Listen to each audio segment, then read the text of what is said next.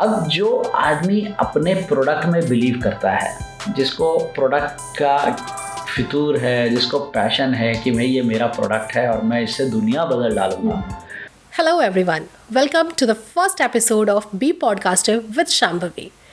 Today we have a very special guest, Mr. Sameer Dutt, founder and CEO of Foundations Futuristics Technologies, widely known as Forensics Guru. They have worked with Indian government, Indian Army, Navy, SEBI, and all the reputed bodies of country as well as abroad. He is an author, a mentor, and an investor too. This video has been done in association with BM Digital Utilization, a leading digital marketing agency in Delhi NCR. So let's get started with.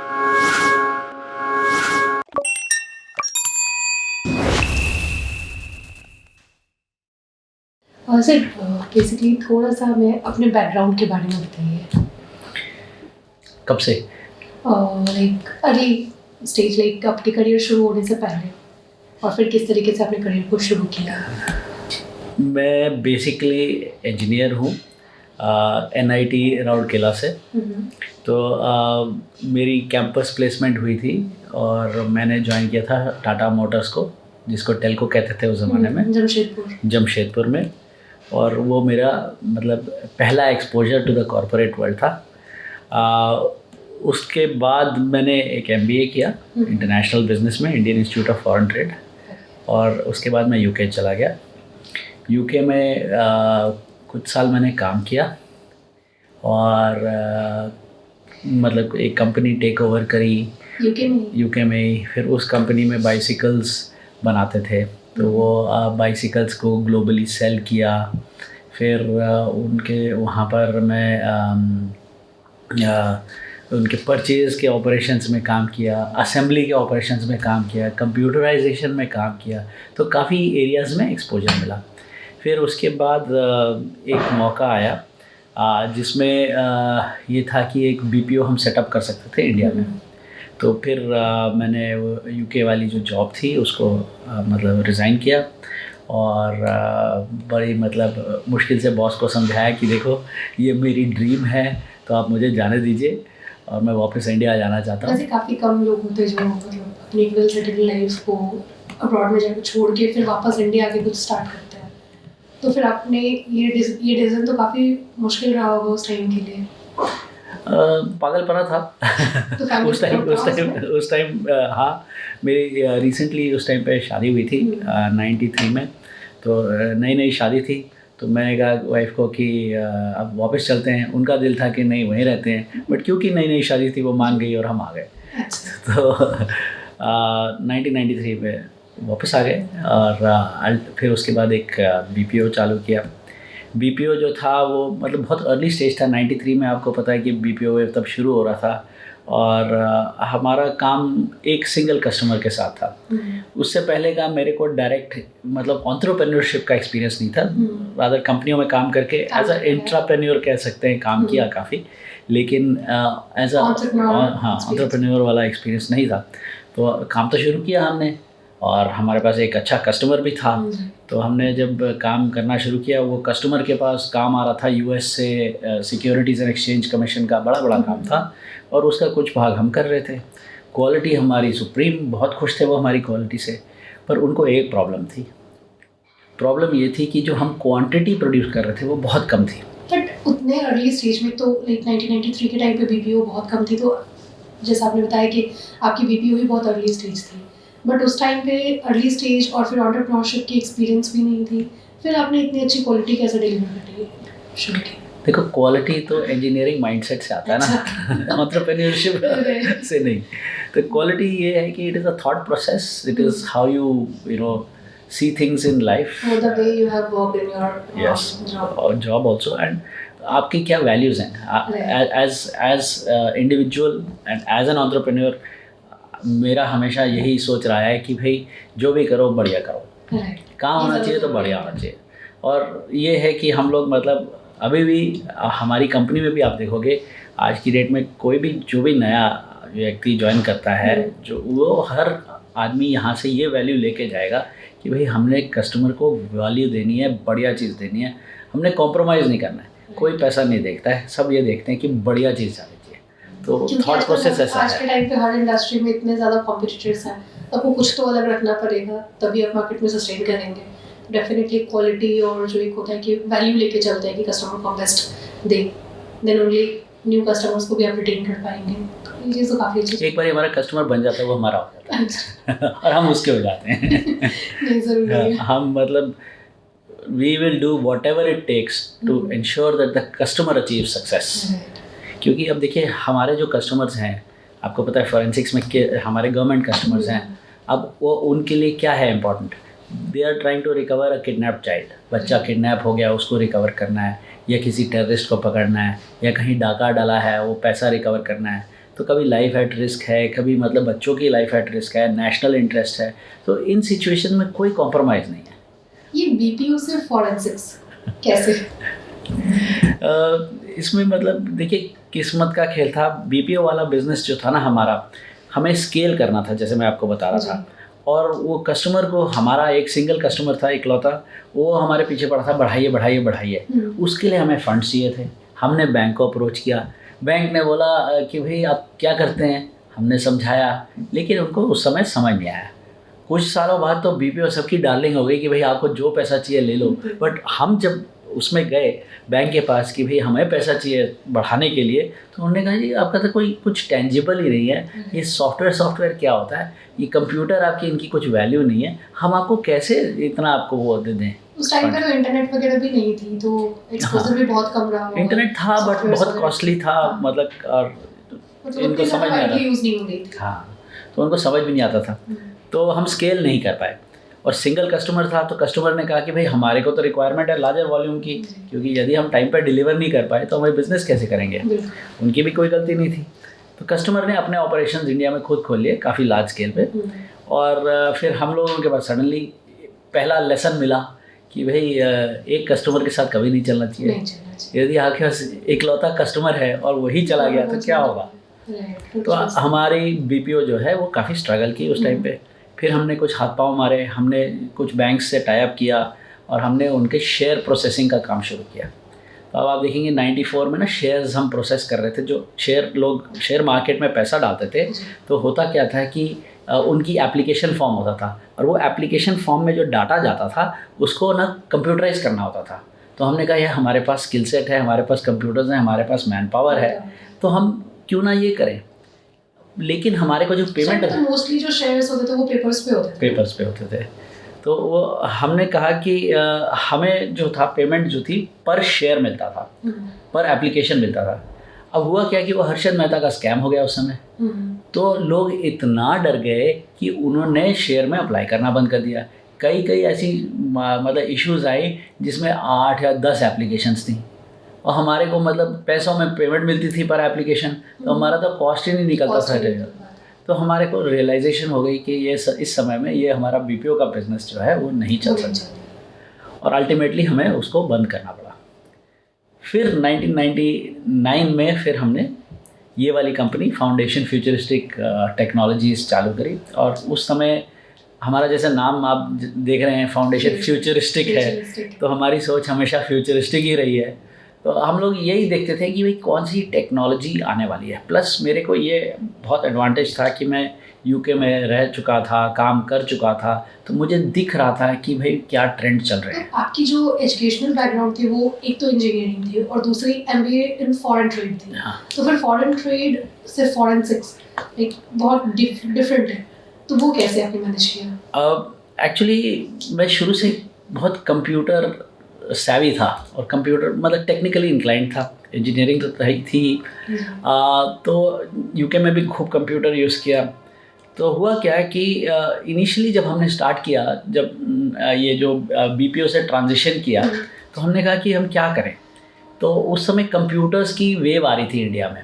तो हमने क्या किया कि हमने computers बेचना शुरू किया, और इंटरनेट भी आना शुरू हो गया था। तो VSNL ने अपने इंटरनेट अकाउंट शुरू किए थे, एक्सेस एक था, एक उसने अपना इंटरनेट अकाउंट शुरू किया था, बिजनेस इंडिया का था एक वो। तो उन्होंने जब ये सब शुरू किया तो हमने कहा कि हम इसमें घुस जाते हैं, और हमने लोगों को कहा कि भैया ये ट्राई करें, ये इंटरनेट है, ये ईमेल है, आपकी कम्युनिकेशन होगी, थिंग्स लाइक दैट। तो हम धीरे धीरे हमने वो स्टार्ट किया। जब वो स्टार्ट किया तो लोगों ने हमें अप्रोच किया कि यार आप काफ़ी टेक्निकल हो, आपकी अच्छी नॉलेज है, तो हमारे को प्रॉब्लम हो रही है। तो इसी तरह धीरे धीरे हम मतलब टेक्निकल मतलब परसीव होते गए लोगों से। तो एक दिन एक बात ये हुई कि एक किसी कंपनी के मैनेजर, जो IT मैनेजर थे, उन्होंने मुझे अप्रोच किया। उन्होंने कहा समीर जी आपकी हेल्प चाहिए। मैंने कहा आप जब हेल्प की होती है तभी आप कॉल करते हो, बताइए क्या क्या करना है। तो उन्होंने कहा ऐसा है कि जो हमारे मैनेजिंग डायरेक्टर हैं US के, वो आए हुए हैं। तो मैंने कहा हाँ। वो कहते उनका ना लैपटॉप क्रैश हो गया। अच्छा। और उसमें डेटा बहुत वैल्यूबल है, और मतलब सबसे टेक्निकल आदमी जो इंडिया में है ना, मैं आप ही को जानता हूँ, और आप बताइए क्या हो सकता है। देखो हमने कभी देखा नहीं था उस समय कि भाई लैपटॉप क्रैश हो गया, क्या हो सकता है। लेकिन मैंने कहा कि आप भेज दो, हम देख लेते हैं। लैपटॉप आ गया जी। लैपटॉप आ गया तो मैं मतलब बैठा हुआ था कंप्यूटर लेके, रात को अपने घर पे ज़मीन पे लेके, मतलब गर्मी का वो मौसम था, और मैं ऐसे बैठ के उस पर कुछ कर रहा था। तो करते करते जैसे हेक्स एडिटर के साथ लगा हुआ था, तो करते करते सडनली डाटा का स्ट्रक्चर दिखना शुरू हो गया। मैंने कहा ये तो निकल सकता है। तो थोड़ा सा हमने और उसको मतलब रिसर्च किया। हाँ, रिसर्च किया, फिर कुछ डाटा निकाल के अगले दिन सुबह इनको बोला कि देखो कुछ डाटा निकला है, आप ज़रा देख लो। तो उन्होंने देखा तो बहुत खुश हुए। तो उन्होंने मैनेजिंग डायरेक्टर को दिया, तो मैनेजिंग डायरेक्टर तो उछल पड़े। उन्होंने कहा जी मेरे को इनसे मिलना है, जो ये है। तो उन्होंने बुलाया। तो मैं गया। उन्होंने बोला देखो जी आपने बहुत बड़ा काम किया है। अच्छा, मैं तो सोच रहा था मुझे US भेजना पड़ेगा ये कराने के लिए। मैं नहीं, हो जाती है चीज़ें इंडिया में भी। तो उन्होंने कहा देखो ऐसा है, आपको पता है यार US में क्या चार्ज करते हैं इसके लिए? मैंने कहा क्या चार्ज करते हैं? $2000। मैंने कहा भाई रात को मैंने 2-3 घंटे लगाए और उसके $2000 मिल जाए, ये तो बहुत बढ़िया काम है। तो मैंने कहा फिर उन्होंने हमसे पूछा कि आप कितने पैसे दोगे, आपको कितने दूँ मैं, मतलब मैं कहा सर आपको जो ठीक लगता है आप वो दे दो। मैंने कहा $2000 से जो भी देंगे। तो $1000 उन्होंने दिए उसके, वही बहुत थे। और हमने कहा कि भाई ये 3 घंटे के लिए $1000 मिल रहे हैं, और ये तो बेसिकली हमने क्या किया, हम डाटा में घुस के उसका डाटा एक्सट्रैक्ट करके निकाला है। तो भाई हमें सडनली नई दिशा दिखनी शुरू हो गई। हमने कहा ये जो है this is a good line, an interesting area, इस पर थोड़ा सा और रिसर्च किया जाए। फिर बाद में जाके US से थोड़ी ट्रेनिंग ली, कुछ टेक्नोलॉजी टूल्स खरीदे, और वो सब कर कुरा के अल्टीमेटली हमने फॉरेंसिक्स का शुरू किया। ये तो काफ़ी अच्छा स्टार्ट था। फिर जैसे मैं देख रही थी आपने जो काम किया है वो आपने सेबी के लिए और इंडियन नेवी के लिए भी काम किया है। तो जैसे जितने भी मुझे लगता है बड़े बॉडीज़ हैं अभी इंडिया में, आपने ऑलमोस्ट सबके लिए काम किया है। तो कोई एक ऐसा इंटरेस्टिंग सा कोई केस ऐसा हो जो काफ़ी इंटरेस्टिंग रहा हो आपके लिए? एक्चुअली बहुत ऐसे इंटरेस्टिंग केसेस हैं जिन पे हमने काम किया है, और काफ़ी अप्रिसिएशन भी मिली है। मतलब बड़ी बड़ी ऑर्गेनाइजेशंस ने हमारे को, हाँ, तो मतलब हमारे को शाबाशी दी है, तो काफ़ी मतलब प्रोत्साहित होते हैं हम लोग। लेकिन जब हमने शुरू किया था तो किसी को पता नहीं था हम करते क्या थे। फ्यूचरिस्टिक आपको बताया था। तो अब सिचुएशन क्या थी कि जैसे हम किसी को बोलते थे सर हम फॉरेंसिक्स करते हैं, तो ये कहते थे ये फॉरेंसिक क्या होता है, फिर ये फॉरेंसिक आर्सेनिक ये क्या है क्या।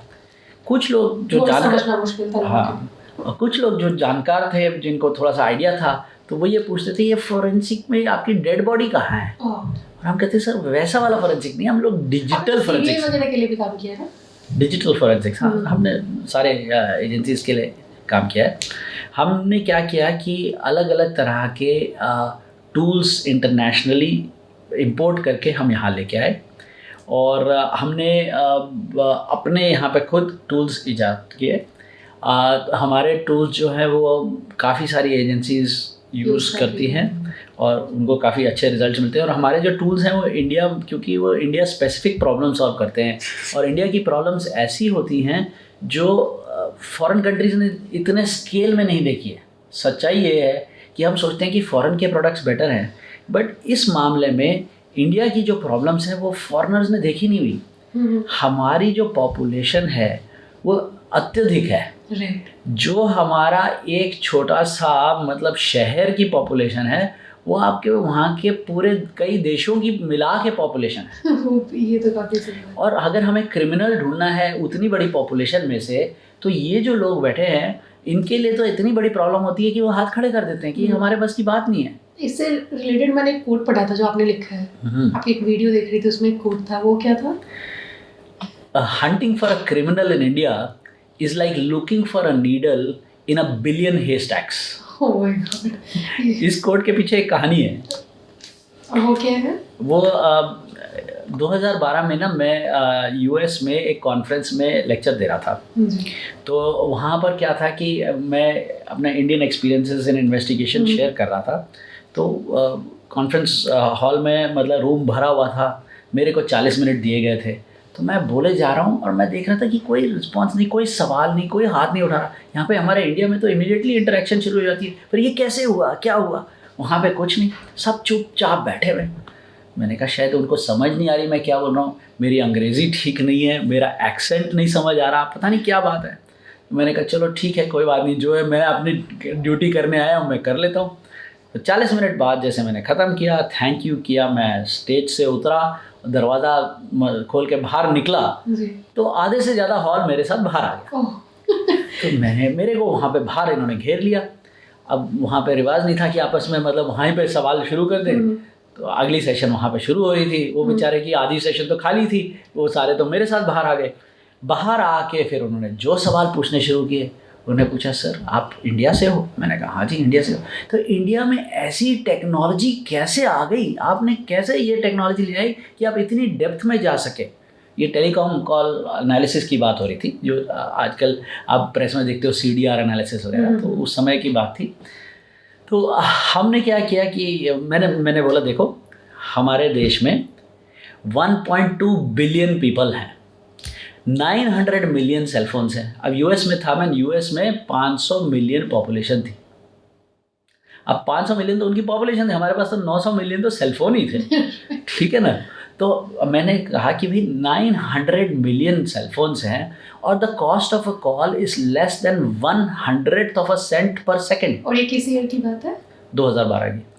तो उस समय मतलब वैसे भी जैसे रिलायंस टू रिलायंस फ्री होता था, BSNL टू BSNL, ये 1 पैसा पर सेकेंड कॉल होता था, बहुत सा। तो मैंने कहा कि भाई इतने हमारे कॉल्स होते हैं, billions and billions of calls होते हैं, and we have to use that because कोई DNA डेटाबेसेस नहीं है, कोई फिंगरप्रिंट डेटाबेसेस नहीं है, हमारा कोई फेशियल मैचिंग नहीं है, CCTV उस समय नहीं थे इतने ज़्यादा। हाँ, तो फिर हमने कहा कि दी way to investigate things or catch a criminal is like hunting for a needle in a billion haystacks. तो तभी ये कोट आई। तो 2012 वगैरह में फिंगरप्रिंट्स वगैरह कुछ भी नहीं थे उस टाइम? फिंगरप्रिंट्स थे, बट हमारे मतलब नेशन वाइड फिंगरप्रिंट डेटाबेसेस नहीं थे। अगर आपने किसी को इन्वेस्टिगेट करना है, अगर तेलंगाना में उसने क्राइम कमिट की है और उसका फिंगरप्रिंट किसी तेलंगाना के प्रिजन में है, तो साथ में मतलब कर्नाटका में भी वो कोई क्राइम करे तो तब भी वो बच जाता था। हाँ, क्योंकि आधार कार्ड वगैरह तो 2014 के समय अराउंड आया था। बट आधार कार्ड से भी आप फिंगरप्रिंट, आधार कार्ड की fingerprint can not be used for investigating crime, by the way, that is the law. तो फिर जैसे आपने अभी जैसे AI वगैरह है तो काफ़ी ज़्यादा लाइक अभी जैसे ChatGPT है, तो इसलिए जैसे कंटेंट राइटर्स वगैरह के लिए प्रॉब्लम क्रिएट कर दी कि बहुत आसानी से आप वहाँ से कंटेंट ले सकते हैं। तो ऐसी कोई AI टूल या फिर कुछ ऐसा जो फॉरेंसिक्स के लिए थ्रेट हो या फिर ऐसा कुछ जो भी इम्पैक्ट कर रही हो? देखिए जो ये तलवार है ना, तलवार की धार दोनों तरफ काट सकती है और AI यही है। हम लोग तो उसको, क्योंकि हम फ्यूचरिस्टिक के पॉइंट ऑफ व्यू से सोचते हैं, फाउंडेशन फ्यूचरिस्टिक टेक्नोलॉजीज, तो हमारा थॉट प्रोसेस ये है कि हम AI को यूज़ करेंगे for the good of humanity. हमारा जो स्लोगन है वो है solutions for a safer planet. जैसे आप देखेंगे तो हम ये चाहते हैं कि जो भी हम काम करें वो उससे पूरा मतलब हमारे देश को, हमारे प्लैनेट को, हमारी कंट्री को, सबको ये बेनिफिट मिले कि भाई it becomes a safer place. तो जो AI वगैरह जो हम AI को यूज़ कर रहे हैं कि हम किस तरह AI का बेनिफिट लेते हुए टेक्नोलॉजी को इतना आगे बढ़ाएं कि क्रिमिनल को पकड़ना आसान हो जाए। मतलब आप लोग खुद जो जितनी टेक्नोलॉजीज आप लेके आ रहे हो उसमें आप खुद ही AI को इसमें इतने अच्छे से डाल रहे हैं ताकि अगर कोई दूसरी AI टेक्नोलॉजी आती भी है तो वो थ्रेट ना बन पाए। जी, दैट इज़ राइट। और आपने एक बुक भी लिखी थी ना?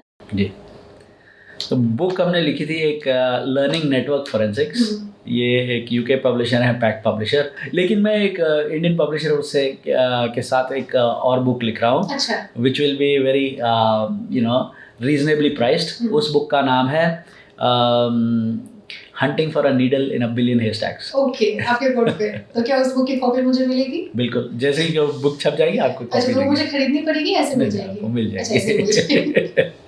फिर ठीक है। अच्छा, और जो आपकी बुक थी तो उसका क्या रिस्पांस था मार्केट में? रिस्पांस अच्छा था। अभी करंटली उसकी थोड़ी सी शॉर्टेज चल रही है, क्योंकि वो प्रिंट कॉपीज़ जो हैं वो अब फिनिश हो गई हैं, लेकिन जो ई कॉपी शायद मिल रही हैं। ई-कॉपीज़ में? हाँ, लेकिन print copies are out of print. मैंने कई कई कॉलेजेस और यूनिवर्सिटीज़ ने खरीदी भी हैं और अपने लाइब्रेरीज़ वगैरह में रखी है। और जैसे आपने इंटरनेट से पहले और इंटरनेट के बाद दोनों का जो दौर रहा है वो आपने देखा है, तो दोनों में मतलब पहले की कैसी थी दुनिया और अभी आपको क्या चेंज लग रहा है? देखिए, आपको जो इंडस्ट्रियल रेवोल्यूशन है जी। वो जब आया था, ये उस लेवल का चेंज है। इनफैक्ट मैं तो ये कहता हूँ कि हमने कई ऐसे इंडस्ट्रियल रेवोल्यूशन लेवल चेंजेस देखे अपने लाइफ टाइम में। राइट। सबसे जो पहले तो कंप्यूटर एज आई, और कंप्यूटर्स जो पर्सनल कंप्यूटर आया वो एक इतना रेवोल्यूशनरी चेंज था कि दुनिया बदल गई।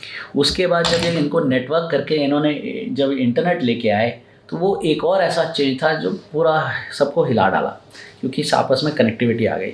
उसके बाद मोबाइल फ़ोन आए और वो भी इतना रेवोल्यूशनरी चेंज था, और ये हाईली एक्सेलरेटेड टेक्नोलॉजी डेवलपमेंट, ये भी ऐसा रेवोल्यूशनरी उतने स्केल का है जितने स्केल का इंडस्ट्रियल रेवोल्यूशन आई थी, कि भाई पहले हाथ से सब कुछ बनता था, अब उसके बाद मशीनों ने बनाना शुरू किया, और अब जो AI आया है, मार्क माय वर्ड्स, ये भी ऐसा इस लेवल और इस स्केल का रेवोल्यूशनरी चेंज है जिससे दुनिया बदल रही है और बदल जाएगी।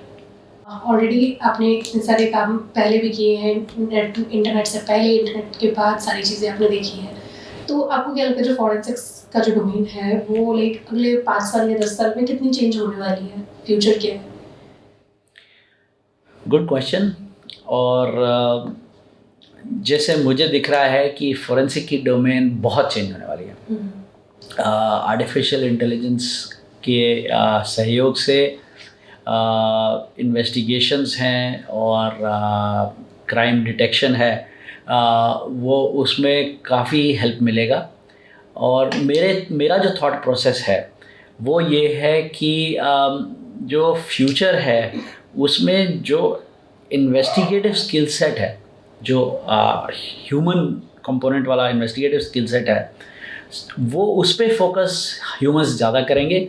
और जो अभी तक जो सिचुएशन होती थी, जो लार्ज वॉल्यूम डेटा को छान के मैन्युअली हम लोग देखते थे और उसमें जो एनालिसिस करते थे कि भाई इसमें से ये वो है, वो ये है, वो सब ख़त्म हो जाएगा। जो मशीन का काम है वो मशीन करेगी और बहुत बढ़िया से करेगी और बड़े हाई स्पीड से करेगी, और जो अपना दिमाग लगाने वाला काम है वो ह्यूमन के लिए रह जाएगा।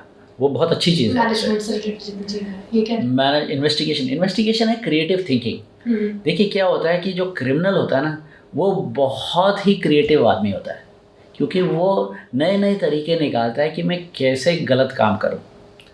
और जो इन्वेस्टिगेटर है उसको एक कदम आगे रहना पड़ता है, या एटलीस्ट उसके एक कदम पीछे तो रहना ही पड़ता है कि उसको पकड़ने के लिए पीछे तो दौड़ा जाए। और जैसे काफ़ी सारे जो शोज़ आते हैं, क्राइम पेट्रोल टाइप के, साथ टाइप के जो शोज़ आते हैं, तो इस शोज़ में तो काफ़ी ज़्यादा दिखाया जाता है कि इस क्रिमिनल ने क्या किया, तो वो आपको नहीं लगता कि वो कहीं ना कहीं जो क्रिमिनल माइंडेड पीपल है उनको और ज़्यादा बढ़ावा दे रहा है इन चीज़ों को, कि आप किस तरीके से चीज़ों को कर सकते हो? तो ये आपको नहीं लगता ऐसा शोज़ के लिए? लगता है, बट ये ऐसी चीज़ है जो आप छिपा नहीं सकते। जो पब्लिक नॉलेज है वो पब्लिक नॉलेज है, और प्रेस के पास भी पब्लिक नॉलेज ही आती है। जो नॉट पब्लिक नॉलेज है वो प्रेस के पास नहीं है, और वो शो में नहीं दिख रहा है। तो बहुत चीज़ें होती हैं। Entertainment is also very important, हमारा ह्यूमन नेचर है, और इसमें लोगों को इंटरेस्ट है, तो इसीलिए वो शो बनते हैं TRP के लिए। और जैसे आप तो काफ़ी इंटरेस्टिंग लोगों से आप मिलते रहे होंगे अभी तक। आप तो प्राइम मिनिस्टर अपने जो नरेंद्र मोदी जी और अमित शाह सर, इन सब से आप मिल चुके हैं पहले, मैंने आपके वीडियो में देखा था, तो आपका एक्सपीरियंस कैसा रहा था उनके साथ? मैं ये कहूँगा कि हमारे मतलब देश के जो लीडर हैं जी उनका भी फ्यूचरिस्टिक विजन है जी और सोच उनकी ऐसी है कि उनको दिख रहा है, उनको समझ आ रही है कि भाई फोरेंसिक्स जो है वो बहुत इम्पॉर्टेंट है देश के लिए और उसके ऊपर उन्होंने बहुत फोकस लाया है और मैं मतलब आभारी हूँ। उनका जो थॉट प्रोसेस रहा है इस पे कि भाई forensics is very important and अपने इंडिया को अपने आप को खींच के इंटरनेशनल लेवल पे लेके आना है फोरेंसिक्स के और उसी कनेक्शन में इन्होंने बहुत सारे काम किए हैं। इन्होंने यूनिवर्सिटीज़ बनाई हैं नेशनल फोरेंसिक की, इन्होंने मेक इन इंडिया प्रोडक्ट्स को एनकरेजमेंट दी है और हमने भी बहुत मेक इन इंडिया प्रोडक्ट्स बनाए हैं मोदी जी के मेक इन इंडिया इनिशिएटिव के तहत और हमें भी मतलब काफ़ी प्रोत्साहन मिला है कि भाई we should focus on developing products that can help the nation। और जिस तरह के अब प्रोडक्ट्स हम इंडिया में बना रहे हैं वो अब दुनिया में कहीं नहीं है क्योंकि we have such a large population कि हम जब इन्वेस्टिगेशन करते हैं तो इन्वेस्टिगेशन करने का मज़ा आता है कि क्योंकि आपके पास डेटा का इतना बड़ा सेट है। और स्किल्ड लेबर की भी अगर बात करो तो इंडिया में भी काफ़ी ज़्यादा है। मतलब अगर यूएस वगैरह की देखें तो काफ़ी ज़्यादा इंडियंस अभी वहाँ पे हैं जो अच्छे पोजीशंस पे काम कर रहे हैं। मोस्टली हर कंपनीज में अगर आप देखिए जो बिग फोर है या फिर जो बिग जितने भी बड़े बड़े कंपनीज हैं तो उसमें एक अच्छे लेवल पे जो लाइक सीईओज और मोस्टली तो क्योंकि आजकल मैंने भी काफ़ी रिसेंटली एक मीम्स देखा था कि अगर सीईओ पोजीशन है तो इंडियन ही होगा। तो इस तरीके से भी काफ़ी चीज़ें आ रही है जो इंडिया के लिए आ रही है। वो कहते हैं ना झंडे आपके बंदे हमारे। बिल्कुल सही कहा। तो ये तो है। और जैसे अगर आपके करियर स्टार्ट होने से पहले अर्ली लाइफ कॉलेज लाइफ या फिर जैसे आपके उससे पहले चाइल्डहुड के बारे में जानना चाहे तो उसमें क्या था आपका? देखिए मेरे पिताजी जो थे वो फ़ौज में थे और फ़ौज की ज़िंदगी ऐसी थी कि हर 2 साल हम कहीं ना कहीं मतलब उनका ट्रांसफ़र हो जाती थी।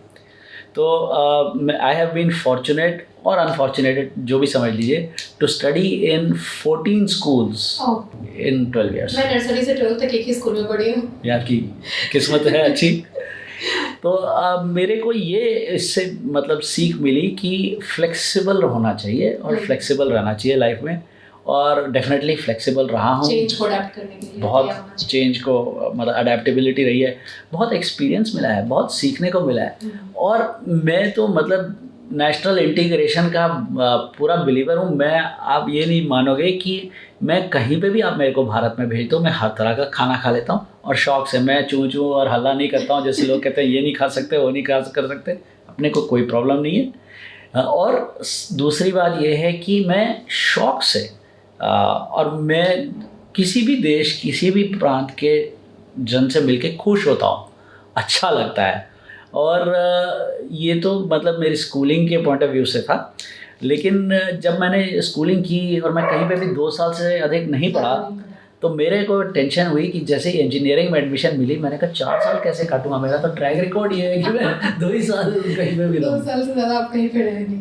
पूरा किया आपने? कॉलेज पूरा किया। किस्मत अच्छी थी, कॉलेज कंप्लीट किया, सब ठीक ठाक रहा। कंप्यूटर्स जो थे ना हमारी लाइफ में काफ़ी स्कूल डेज में एक गेम होती थी प्रिंस ऑफ पर्शिया। तो मेरे फादर ने मेरे को एक XT कंप्यूटर ख़रीद दिया था तो उस पर मतलब हम लोग लगे रहते थे। तो क्या हुआ था एक बारी वो उस पर वायरस लग गया और वो चलनी बंद हो गई। अच्छा। तो तब मैंने हेक्स एडिटर लेके उसका वायरस मैन्युअली हटाया था। तो तब से मेरे को नॉलेज आ गई थी शुरू हो गया था कंप्यूटर्स में। हाँ, तो that is little bit about my school life. और आप इन्वेस्टर भी हैं तो कौन कौन सी कंपनीज में? 2 ऐसी कंपनीज हैं जो वो हैं मतलब स्टेल्थ कंपनीज हैं जिन पे काम चल रहा है कुछ स्पेशलाइज्ड प्रोडक्ट्स की डेवलपमेंट का, तो उनमें हमने इन्वेस्ट किया है। अच्छा, तो एज एन इन्वेस्टर जो आज की स्टार्टअप्स है उनको आप क्या एडवाइस करना चाहेंगे कि अगर कोई भी कंपनी अगर चाह रही है कि आज के टाइम पे हर कंपनी चाहती है कि मैं इन्वेस्टमेंट रेज करूँ, राइट? शार्क टैंक इंडिया जैसे शोज आ गए हैं तो हम लोगों को कहीं ना कहीं शार्क टैंक इंडिया जो फर्स्ट सीजन था उसके बाद एक स्टार्टअप की तो ऐसे है कि मतलब चस्का हो गया। कुछ ज़्यादा ही आ गया कि मतलब हर घर में ऐसा लगता है कि अभी स्टार्टअप है और एवरीवन इज़ लाइक कि मुझे तो इन्वेस्टमेंट चाहिए। तो एक इन्वेस्टर के नज़रिए से आप एक स्टार्टअप में क्या देखते हैं? सबसे पहले तो हम ये देखते हैं कि भाई जो उस कंपनी का जो लीडर है, जो उनकी फाउंडिंग टीम है, वो कैसी है। क्योंकि जिन लोगों को इन्वेस्टमेंट के लिए जिन्होंने कंपनी चलाई हुई है कि भाई हमारे को इन्वेस्टमेंट मिलेगी तब कंपनी चलेगी, तो वो मुझे तो सीरियस एंटरप्रेन्योर नहीं लगते। क्योंकि जो इसके पीछे लगे हैं कि भाई हमारे को कोई पैसे देगा फिर हम कंपनी चलाएंगे, हाँ, वैल्यूएशन की गेम में, उनको तो हम देखते ही नहीं है। सच बात तो ये है। अब जो आदमी अपने प्रोडक्ट में बिलीव करता है, जिसको प्रोडक्ट का फितूर है, जिसको पैशन है कि भाई ये मेरा प्रोडक्ट है और मैं इससे दुनिया बदल डालूँगा, तो आप उसमें, आप उसके जो फाउंडर है, जो उसका वो है, आप उसमें बिलीव करोगे कि देखिए कि this person believes in his product. भाई as a investor you cannot believe in a product, you can believe in a person and you can evaluate a product कि भाई क्या ये प्रोडक्ट के लिए मार्केट है या नहीं है। जो जन ऐसा है हु हैज़ डिसाइडेड कि भाई मैं सक्सीड करूँगा तो वो करेगा। मुझे याद है अर्ली डेज़ में मैंने क्या देखा था, वो ये था कि कहा जाता था कि only 1 out of every 10 companies will succeed. और फिर ये पूछा जाता था यदि आप सक्सीड करना चाहते हो तो आप क्या करोगे। तो आप 10 आदमियों से पूछोगे, कोई कहेगा हम मार्केटिंग करेंगे, कोई कहता है हम सेल्स करेंगे, कोई कहता है हम ये करेंगे, हम वो करेंगे।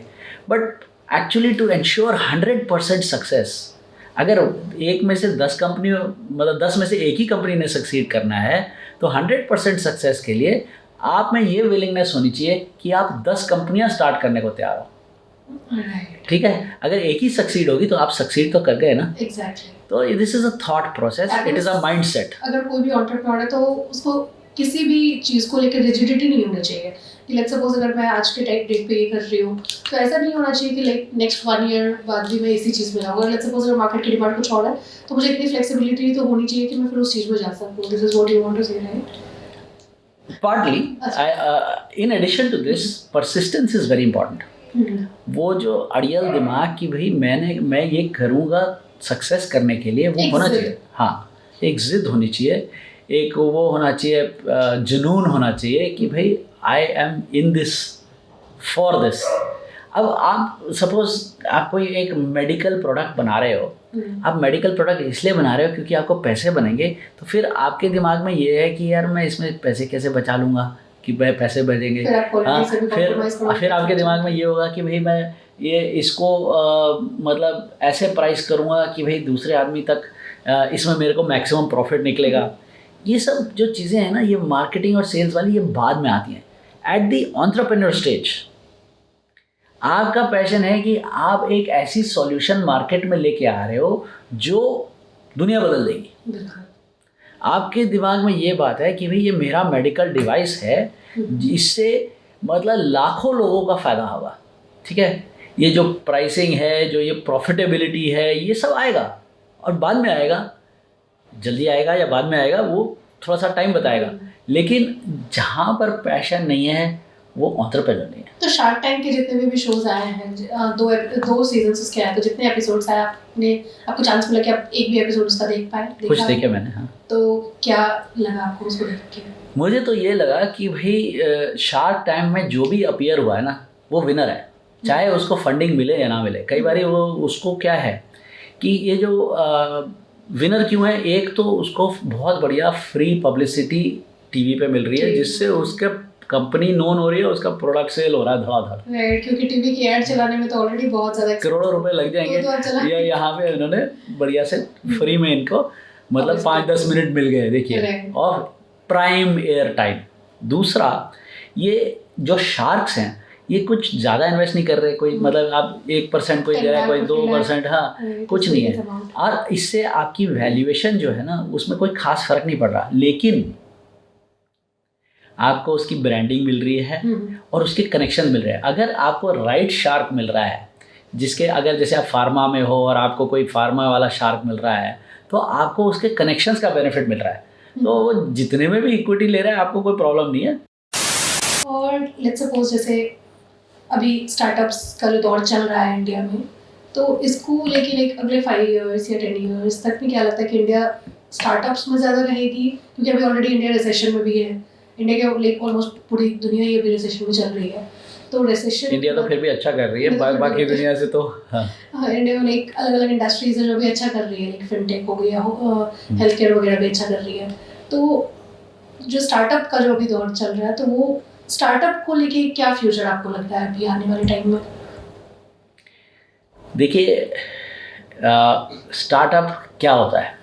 Startup is a person with an idea who is trying to change the world and make a business in the process, make money in the process, ठीक है ना? तो क्या है इसका मतलब है इनोवेशन। इनोवेशन, अब यूएस जो था वो startup capital of the world था, जैसे कैलिफोर्निया, वो innovation, R&D, new product development सब यूएस में हुआ था, और इसीलिए यूएस टेक्नोलॉजिकली इतना आगे है। अगर इंडिया में ऐसा स्टार्टअप कल्चर आ रहा है और इंडिया में ऐसी टेक्नोलॉजिकल डेवलपमेंट और R&D आती है, इससे अच्छा कुछ नहीं है। And I believe that we have the capability, भारतीयों में ये है, हमारे वैसे ही खुराफाती दिमाग होते हैं और जुगाड़ के हम मास्टर हैं, और ability to quickly take decisions, switch. अरे आप रोड पे चल रहे हैं, आपको सडनली लेफ्ट जाना है कि राइट जाना है, ट्रैफिक सामने से आ रहा है, ये जो इतनी डिसीजन मेकिंग कैपेबिलिटी जो हमारे में इनबिल्ट है, वो फॉरेनर्स में नहीं है। अगर आप किसी अमेरिकन को बोलो कि आप रोड पे चलाओ और वहाँ पे 1 इंच पानी है ना, तो वो कहेगा फ्लडिंग, और हमारे यहाँ पे यार 1 इंच पानी है, यार 3-4 फुट होता तो फिर रुकते हम। तो हमारों में ये बिल्ट इन शक्ति है कि कोई भी प्रॉब्लम आएगी हम उसको देख लेंगे और हम सॉल्यूशन निकाल लेंगे। So there is nothing wrong, it is a good trend, become an entrepreneur. अगर यदि कहीं से एक्सपीरियंस मिलता है तो definitely we should focus on getting that experience, we should definitely upgrade our skill sets, our knowledge, our abilities, but go for it, become an entrepreneur. और जैसे अगर अभी आपकी फॉरेंसिक्स गुरु की बात करें, तो फॉरेंसिक्स गुरु में तो ऑलरेडी आपने इंडिया में जितने सारे स्टेट्स के लिए काम किया हुआ है, अलग अलग बॉडीज़ के लिए काम किया हुआ है, तो अभी फॉरेंसिक्स गुरु को लेके आपके अगले 5 इयर्स तक के लिए क्या प्लान्स वगैरह हैं? देखिए, हमारा एक प्राइमरी अभी जो फोकस आ रहा है वो ये श्री नरेंद्र मोदी प्रधानमंत्री जी का जो है मेक इन इंडिया का जो है, उसमें हम बहुत फर्म बिलीवर हैं, और बिल्कुल अपनी सोच यही है कि हमने और नए प्रोडक्ट्स लेके आने हैं, और जो हमारे एग्जिस्टिंग प्रोडक्ट्स हैं उनको हम मतलब उनमें बहुत ज़बरदस्त बदलाव ला रहे हैं। प्लस ये भी सोच है कि हमने इन प्रोडक्ट्स को इंटरनेशनल लेके जाना है। सिर्फ मेक इन इंडिया नहीं है, make in India but make for the world, ये अपना थॉट प्रोसेस है। This is what we plan to do. तो अभी इंडिया के बाहर अभी प्रेजेंस है? हमने मतलब 4-5-6 जगह सेल किया है, लेकिन हमने फोकस नहीं किया है अभी। फोकस अभी इंडिया का ही है। हाँ, फोकस अभी तक इंडिया का ही रहा है, और अब प्रोडक्ट्स जो है मतलब जैसे इंडियन थॉट प्रोसेस के पॉइंट ऑफ व्यू से था, तो अब हम थोड़ा सा we will think bigger and we will think global.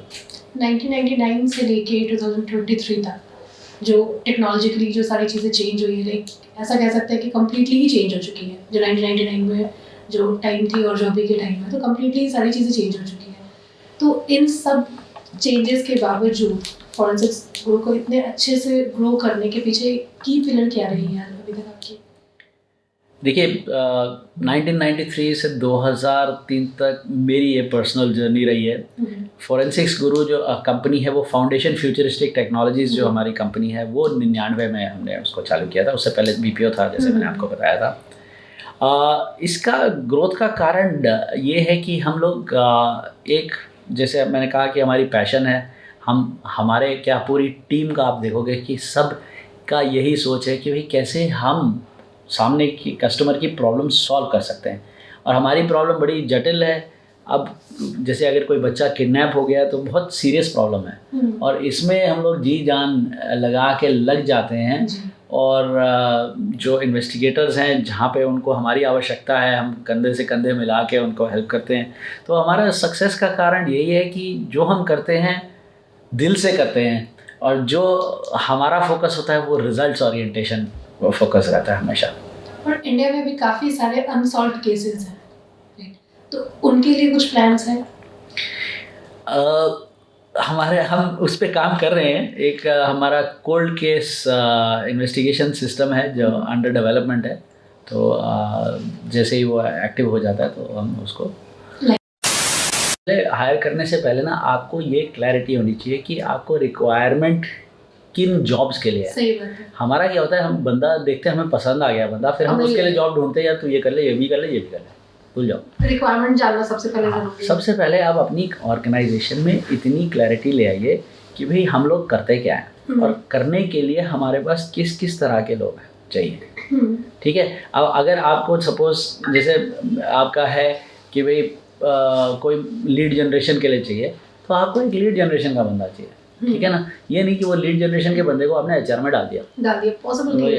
यार वो तो वही वाली बात हो गई ना कि जो एक फिश से आप ये उम्मीद कर रहे हो कि वो जाके मैदान में दौड़े, वो वाली बात हो गई। बिल्कुल ठीक। वो चीज़ तो हो नहीं सकता, वो नहीं होगा और रिजल्ट भी पुअर आएंगे और फिर आप कहोगे ये बच्चे आजकल के हैं, ये कुछ नहीं जानते। हाँ। और वैसे सच्चाई है कि अगर आपको हर तरह के आदमी चाहिए, आपको वो चाहिए जो आपके ऑर्डर के हिसाब से चले, आपको वो चाहिए जो इनोवेट करके कुछ नई चीज़ करके लाए, लेकिन आपको वो इनोवेटर कहाँ चाहिए, आपको सबसे पहले क्लैरिटी चाहिए। हाँ, आपको सबसे पहले क्लैरिटी चाहिए।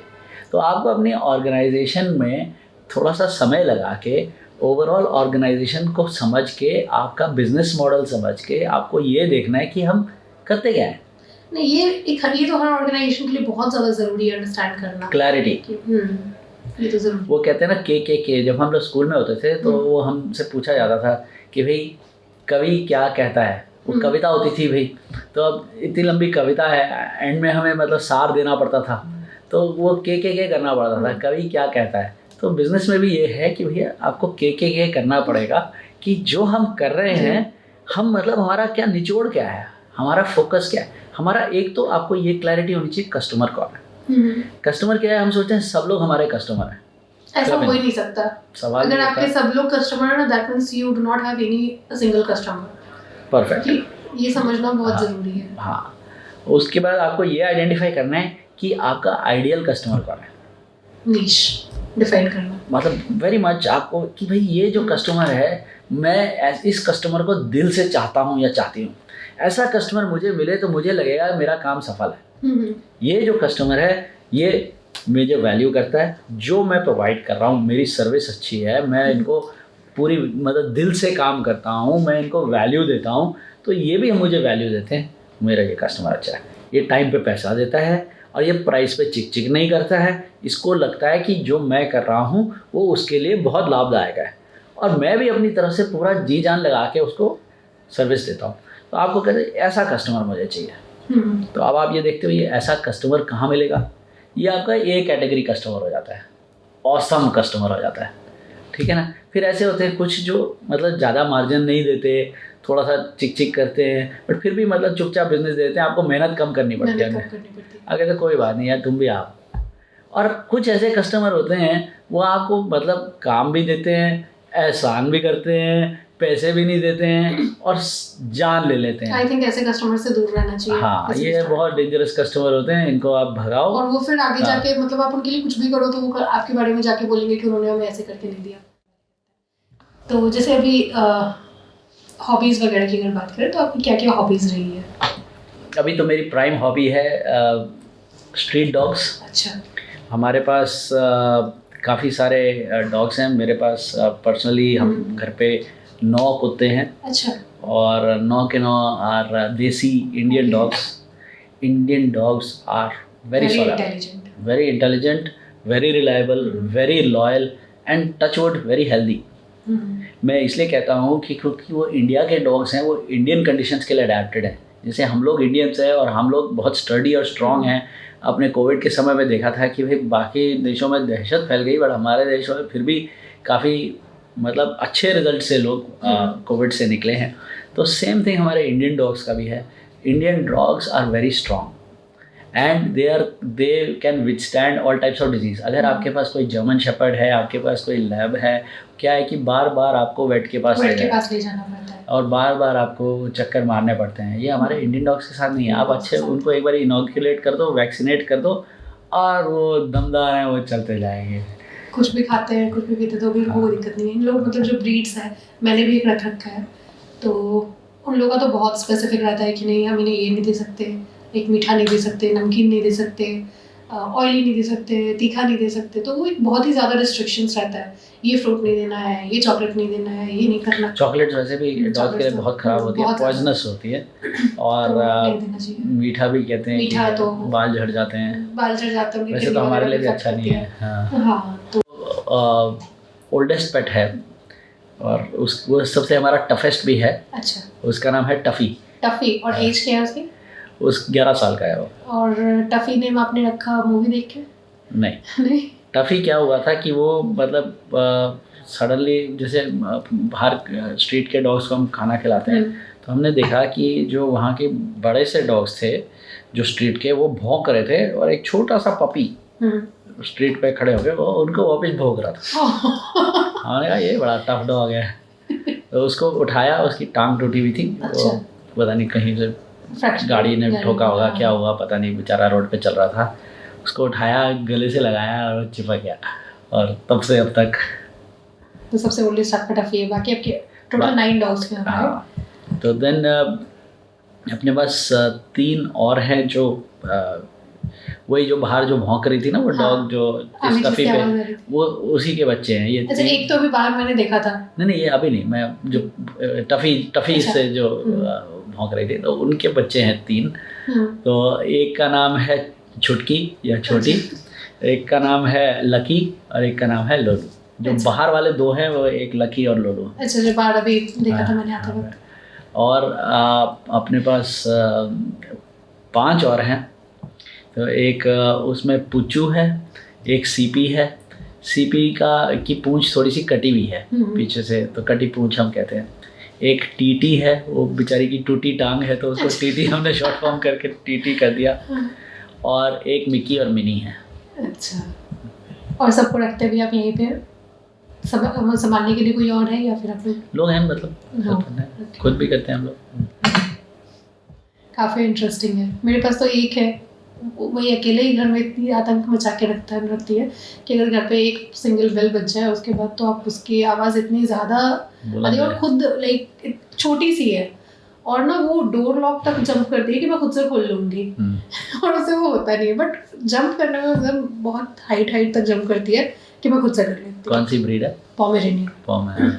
और इसके अलावा और खाली टाइम में आप क्या करते हैं? देखिए, मुझे वैसे तो साइंस फिक्शन का शौक़ है, और मैं साइंस फिक्शन की books and novels and movies देखता हूँ, क्योंकि मुझे लगता है कि साइंस फिक्शन में फ्यूचर झलकता है। और बचपन से मैं ये पढ़ते आया हूँ, देखते आया हूँ, और जो नॉवेल्स उस समय फिक्शन होती थी, आजकल वो फैक्ट होना शुरू हो गया है। यहाँ तक कि अगर आप देखते थे कि वो याद है स्टार ट्रैक चलता था, और स्टार ट्रैक में स्पेस ट्रैवल की बात होती थी, और स्पेस ट्रैवल में ऐसे वो डिवाइसेस होते थे जो 3D प्रिंटर जैसे होते थे। आज की डेट में 3D प्रिंटर हैं, तो आजकल 3D प्रिंटिंग फूड का करना शुरू हो गए हैं। ये सब चीज़ें रियलिटी हो गई हैं। या तो आप ये कहिए कि साइंस फिक्शन देख के हम लोग चीज़ें बनाते हैं, या फिर ये हो सकता है कि साइंस फिक्शन प्रिडिक्ट करती है कि फ्यूचर में क्या होने वाला है। So that is another of my hobbies. आप अभी किसी साइंस फिक्शन पे काम कर रहे हैं? आप शायद एक बुक भी बता रहे थे ना? अब बुक मैं चाहूँगा, मतलब मेरा सपना है कि मैं एक साइंस फिक्शन पे कोई एक नॉवल, एक स्टोरी या मूवी या कुछ उस पर काम करूँ। देखते हैं आगे जाके क्या होता है। और जैसे अगर फैमिली की बात करें तो मैम क्या करती है? मैम डायरेक्टर हैं हमारी कंपनी में। She is the chief financial officer. उनका फाइनेंस का बैकग्राउंड है, और ये जर्नी में मेरे साथ कंधे से कंधा मिला के शुरू से अब तक लगी रही है। और कुछ हमारा जो सक्सेस है उसकी वो मतलब फाउंडेशन है, वो उसकी वो है बेडरॉक है, क्योंकि कोई आदमी आगे ऐसे नहीं काम कर सकता without support from the family. जैसे काफ़ी सारे लोगों से मैंने सुना है कि कहते हैं कि बिजनेस करो तो कभी भी लाइक हस्बैंड और वाइफ को एक साथ नहीं करना चाहिए, जो कि अभी तो आपके केस में बिल्कुल ही गलत दिख रही है, क्योंकि आप इतने लंबे टाइम से और काफ़ी अच्छे से आपने किया है। तो जो लोग ये कहते हैं उसके बारे में आपका क्या कहना है? देखिए, सही भी है, गलत भी है।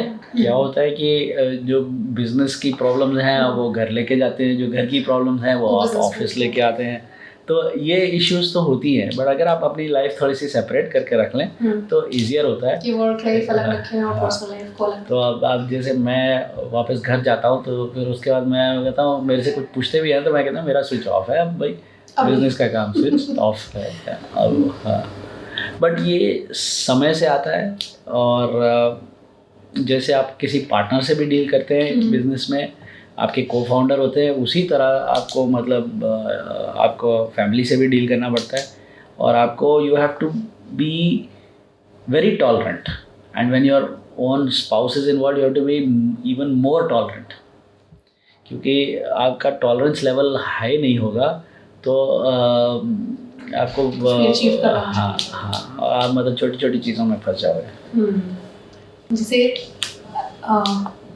बिजनेस की बात है तो चलिए, बिजनेस तो आपने काफ़ी पहले से स्टार्ट किया, और अगर पर्सनली देखें कि जैसे सैटरडे संडे होता है तो आपकी जैसे छुट्टी वाले दिन पे, तो छुट्टी वाले दिन पे आप ज़्यादातर किस टाइम में किस काम में अपना टाइम देते हैं? देखिए, 2-3 जो हॉबीज़ हैं उसमें तो टाइम जाता ही है, और थोड़ा ट्रैवल का शौक़ है, कभी कभी बाहर चले जाते हैं, बाहर खाने पीने का शौक़ होता है तो चले जाते हैं, और प्लस रिलैक्स करने का भी दिल करता है। देखिए, क्या होता है कि आप जी जान लगा के काम करते हैं तो you need time out to recover, rejuvenate, recharge. और यदि आप अपने लिए समय नहीं निकालेंगे तो आप ये नहीं हो पाएगा। कुछ ना करें, घर पे बैठे अच्छा खाना खाएं, सोए, वो भी बहुत इम्पोर्टेंट है। सोना बहुत इम्पोर्टेंट है, बहुत इम्पोर्टेंट। और लाइक मॉर्निंग रिचुअल्स का लाइक जैसे 5 AM क्लब का एक बुक है, तो काफ़ी लोग कहते हैं कि अगर if you want to get succeed in your life तो wake up at 5 AM, get going, वो वाली चीज़ें, तो उसके बारे में आपका क्या थॉट है? देखिए, a lot depends on what type of a person you are. मेरे को तो ये है कि मॉर्निंग सूट करती है। मैंने मतलब एक समय था लाइफ में जब मॉर्निंग्स में मेरी प्रोडक्टिविटी लो होती थी। मेरी प्रोडक्टिविटी मतलब दिन में थोड़ी बढ़ती जाती थी, शाम तक वो बहुत काफ़ी हो जाती है। अभी मेरे साथ वही है। आई थिंक ये एज और स्टेज की बात है। अब मैं ये देखता हूँ कि मेरी प्रोडक्टिविटी, मेरी एनर्जी मॉर्निंग में मच बेटर है, and I get better results when I am doing in the morning. और फिर धीमे धीमे शाम तक पहुँचते पहुँचते घट जाती है। So I think it is a function of your cycle in life, and also मेरे को ये भी लगता है कि ये आपको खुद को थोड़ा सा रिसर्च करके देखना चाहिए, क्योंकि हमें लगता है हमारी प्रोडक्टिविटी इस टाइम हाई है, बट आपका जो टाइमिंग है वो, जैसे आप ऑफिस में जब बैठे होते हैं ना तो आपकी प्रोडक्टिविटी शायद हाई है शायद नहीं है, क्योंकि इतने जो दूसरे काम होते हैं सारे काम, उसमें आदमी फंस जाता है। टाइम टू टाइम कोई आ रहा है, हर 2 मिनट में, हर कुछ, तो ये फ़ोन कॉल है, ये बात हो जाती है, तो आपका मतलब टेंजिबल रिजल्ट नहीं आता है। लेकिन आप जैसे मैं अगर सुबह 1 घंटा मैं अनडिस्टर्ब काम कर लूँ तो मुझे लगता है यार मेरा पूरे दिन का काम हो गया। मेरे को ऐसी सेटिस्फैक्शन होती है कि मैंने पूरा अचीव कर लिया जो मैंने दिन में करा, बाकी जो कर रहा हूँ वो सब बोनस है। राइट, ये एक चैलेंज है जो मोस्टली एंटरप्रेन्योरशिप अभी के फेस कर रहे हैं वो, क्योंकि इनफैक्ट अभी मैं पर्सनली इस चीज़ को फेस कर रही हूँ कि जब ऑफिस जाती हूँ तो हर छोटी छोटी चीज़ों पे कभी कोई टीम में से किसी में से कोई कभी कोई कुछ ना कुछ लोग आते रहते हैं, तो एक जो कहते हैं ना कि कॉन्सेंट्रेट करके आप कोई पर्टिकुलर अपने काम पे फोकस कर रहे हो वो आप नहीं कर पाते, तो वो रिजल्ट तो इफेक्ट होता ही है। तो इसको ठीक करने का बेस्ट तरीका फिर आपने जो बताया कि मॉर्निंग में आप 1 घंटे काम कर लो, और 1 घंटे की जगह ना आप मतलब उसको आप सिंपल उसको टुकड़े कर लो। अब जैसे आपका कोई काम है, मैं आपको एक बहुत मतलब मेरा जो एक्सपीरियंस है और आप ट्राई कर सकते हैं, आप 40 मिनट का ब्लॉक रखो, 40 मिनट का ब्लॉक रखो, चाहे सुबह चाहे जब भी। ये 40 मिनट में मैंने एक कोई जो भी आपका बड़ा टास्क है, जो आपका प्रॉब्लमेटिक टास्क है, जो बहुत टाइम से पेंडिंग टास्क है, जो लॉन्ग टर्म टास्क है, देखिए वो अर्जेंट और इम्पॉर्टेंट वाला तो आपने MBA किया हुआ है, आपको पता है कि भाई क्या होता है डिफरेंस। बट सिचुएशन ये होती है कि जो आपको लॉन्ग टर्म रिजल्ट्स तो आपके जो इम्पोर्टेंट काम है उसी से आएगा। अर्जेंट जो है वो आपका फायर फाइटिंग है जो शॉर्ट टर्म है, शॉर्ट टर्म करना पड़ेगा। बट आपकी कंपनी की ग्रोथ, आपकी कंपनी की डेवलपमेंट, आपके नए डायरेक्शंस, वो सब इम्पोर्टेंट वाले कामों से आएंगे जिन पे आप समय दोगे।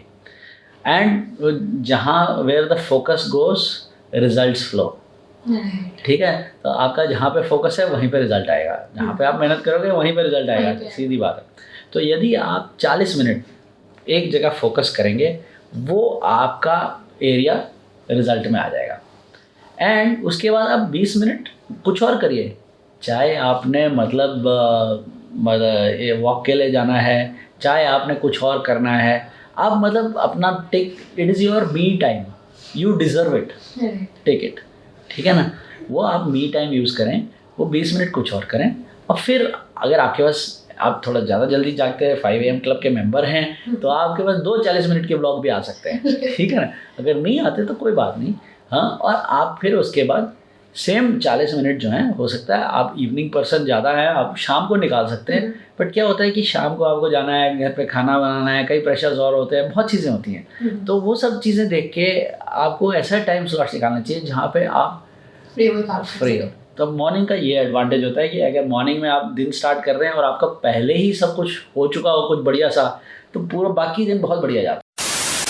अच्छा, एक चीज़ और मुझे बताइए, जैसे जब भी हम किसी चीज़ को शुरू करते हैं, तो चाहे वो फूड हैबिट्स हो या फिर मॉर्निंग में उठने की बात हो या फिर रीडिंग की बात हो, किसी भी चीज़, कोई भी अगर हम नए आदत को अडाप्ट करने की कोशिश करते हैं तो वो एक बहुत ही चैलेंजिंग चीज़ होती है कि उसको रेगुलर मेंटेन करना, जो वो प्रॉब्लम हो जाती है कि रेगुलर मेंटेन नहीं कर पाते, तो उससे कैसे ओवरकम करते हैं? देखिए, इस पर बहुत रिसर्च की गई है, बहुत कुछ किया हुआ है। सबसे पहले ना, मतलब आप वो हैबिट लो जो बहुत छोटा है। अगर हैबिट आपका डिफ़िकल्ट है और उसको कुछ करने में बहुत कुछ लगेगा ना, तो वो नहीं होगा। वो कहते हैं 21 दिन आप करोगे तब वो पक्का होगा। और हाँ, break it into small things. मैंने क्या, हाँ नहीं, मैं आपको बताता हूँ क्या। मैंने ना जब कोविड चालू हुआ, मैंने सोचा मैं योगा करूँगा। मेरे पास चश्मा लगा होता था, ठीक है ना। तो मैंने प्राणायाम और आई एक्सरसाइजेस वगैरह शुरू की और मेरा चश्मा उतर गया, -3.5 वो होता था, अब नहीं है चश्मा। लेकिन क्या था कि एक्सरसाइजेस बहुत थी और वो नहीं होती थी। तो मैं स्टार्ट किया एक एक्सरसाइज के साथ, कुछ कम रेपिटेशन के साथ, और उसको जैसे प्राणायाम किया तो अनुलोम विलोम किया और कपाल भारती किया और जो भी किया। तो उसमें क्या है कि अगर आप थोड़ा थोड़ा करो, स्मॉल अमाउंट, बस उतना ही करो बस, और आप कंटिन्यूअसली कर लो वो कुछ दिनों के लिए, और फिर आपको अच्छा लगना लगता है। फिर आपको लगता है यार आज किया नहीं है, मैं कर लेता हूँ या कर लेती हूँ। तो उसमें क्या होता है कि पहले एक, इसको एटॉमिक हैबिट कहते हैं, इसको एक बुक भी है इस पर। तो आप क्या करें कि एक छोटा सा कोई भी आइटम पिक कर लें, start small, make sure it is doable, और आपका टाइम ज़्यादा ना लगे। क्या होता है कि अगर टाइम ज़्यादा लगता है ना, तो दिमाग जाता है फ़ोन पे, अरे मैं व्हाट्सएप चेक कर लूँ, अरे इसको मेल भेजनी थी, इसको अभी तक कोटेशन नहीं गई, इससे ये वो है, और इधर उधर आदमी बिजी हो जाता है, अरे वो मतलब सीटी बज गई है, ये करना है वो करना है, एंड 1000 प्रॉब्लम्स हो जाती हैं। बेस्ट है छोटा सा शुरू करो, आपके 4-5 मिनट ही लगें उसमें, उतना portion, make it small manageable bytes, ठीक है ना। वो एक कहावत थी ना भाई, पूरा बकरा कैसे खाया जाता है, किश्तों में, ठीक है ना। तो इसको छोटे छोटे से स्टार्ट कर सकते हैं। ठीक है, आपने बताया कि आपको घूमने का बहुत शौक है, तो सबसे अच्छी जगह जो अभी तक आपको लगती हो, जो आपकी फेवरेट लिस्ट में हो? देखिए, मैं आपको बताया ना, मैं फौजी ब्रांड हूँ, मेरे फादर फौज में थे। तो भारत के प्रैक्टिकली हर स्टेट में मतलब कश्मीर से कन्याकुमारी तक हम बाई रोड गए हुए हैं। द्वारका से हम मतलब आइजॉल तक मिज़ोरम में मतलब बाई रोड गए हुए हैं, बर्मा बॉर्डर तक। तो भारत का काफ़ी, भारत दर्शन काफ़ी किया हुआ है। इसके अलावा बहुत सारे देश भी मैं घुमा हुआ हूँ, और मतलब छोटी छोटी जगह जैसे टूनीसिया, जैसे माल्टा, जैसे कॉर्सिका, नाम भी नहीं लोगों ने सुने होंगे, ऐसी ऐसी जगह घूम के आया हूँ। और मतलब क्रूज़ेस किए हुए हैं, मतलब कुछ डिफरेंट एक्सपीरियंसेस, बलून राइड्स की हुई हैं ओवर दी मतलब स्वम्प्स जहाँ पर एलिगेटर्स वगैरह ऊपर से दिखते हैं। और ये नासा का केप कैनारवल गया हूँ जहाँ पे मतलब स्पेस शटल लॉन्च दिखा हुआ है। और नियाग्रा फॉल्स और अलग अलग काफ़ी जगह गया हूँ। तो आपको माउंटेन्स ज़्यादा पसंद है और लाइक हिली एरिया ज़्यादा अच्छा लगता है या फिर सिटीज़ लाइफ ज़्यादा अच्छी लगती है? मुझे लाइफ अच्छी लगती है। I am a very adaptable person. आप मुझे कहीं भी भेज दीजिए, I am able to adjust. मैंने आपको शुरू में ही बोला था, चाहे खाना हो, चाहे रहना हो, चाहे छोटी सी जगह हो, मैं कहीं पे भी रह सकता हूँ, ज़मीन पे सो सकता हूँ, मेरे को कभी कहीं पे प्रॉब्लम नहीं आती। तो अभी आपने लाइक जैसे फॉरेंसिक्स से रिलेटेड कॉलेज स्टूडेंट्स को इसमें ज़्यादा उन लोगों को पता हुआ, अभी क्या है मोस्टली बच्चों को ये रहता है कि मैं बीटेक कर लूँगा, मैं एमबीए कर लूँगा, बहुत हुआ तो मैं डॉक्टर के फील्ड में चला जाऊँगा। ये कुछ बहुत ही स्पेसिफिक फील्ड्स हैं जो लोग अभी तक करते आ रहे थे, डॉक्टर इंजीनियरिंग एमबीए यही चीज़ें चल रही थी। बट इन तरीके के डोमेन्स में बहुत कम लोग अभी तक थे। तो क्या आपको फिर मैन पावर ढूंढने में, क्योंकि इन डोमेन्स में जो लोग कम है, तो मैन पावर ढूंढने में चैलेंजेस होती थी? हाँ, काफ़ी होती थी शुरू में। और रेडीमेड मैन पावर तो वैसे भी नहीं मिलता था, तो हमें वही क्रिएट करना पड़ता था। तो इसलिए हमने फिर ये इंटर्नशिप प्रोग्राम चालू किया। तो पहले स्टार्टिंग में फर्स्ट 3 मंथ आपको ट्रेनिंग इंटर्नशिप करनी है, देन अगेन 3 मंथ आपको करनी है। फिर आप जब अगर उस हिसाब से आप फिर ट्रेन हो जाते हो, then you will be absorbed in the company. Inflection point एक टर्म थी जो यही भी साइंस फिक्शन का निकला हुआ पॉइंट है। आइजैक एसिमोव एक ऑथर थे जिन्होंने एक फाउंडेशन सीरीज बुक्स लिखी थी। और उसमें क्या था कि इन्फ्लेक्शन पॉइंट होता है कि किसी भी ऑर्गेनाइजेशन, किसी भी इंडिविजुअल की लाइफ में एक हमेशा एक ऐसी मोड़ आती है जब आपकी ज़िंदगी और वो डायरेक्शन बदल जाती है ड्रास्टिकली। उसको इन्फ्लेक्शन पॉइंट कहते हैं। सबकी ज़िंदगी में हमेशा कोई ना कोई पॉइंट्स आते हैं, एक नहीं होता, मल्टीपल होते हैं। जितनी लंबी ज़िंदगी उतनी ज़्यादा इन्फ्लेक्शन पॉइंट्स आते हैं। बट ये होता है कि चाहे कंपनी है चाहे इंडिविजुअल है, ये आते हैं। तो the best thing is to identify an inflection point कि भाई ये आ रहा है and what is it going to do. जैसे अब दुनिया की लाइफ में ये एआई जो है ये इन्फ्लेक्शन पॉइंट है। Chat GPT is the inflection point. AI काफ़ी टाइम से आ रहा है, तो इन्फ्लेक्शन पॉइंट्स हैं ये। और this is where the history of the world changes है starting now. We are starting on a new phase of the future.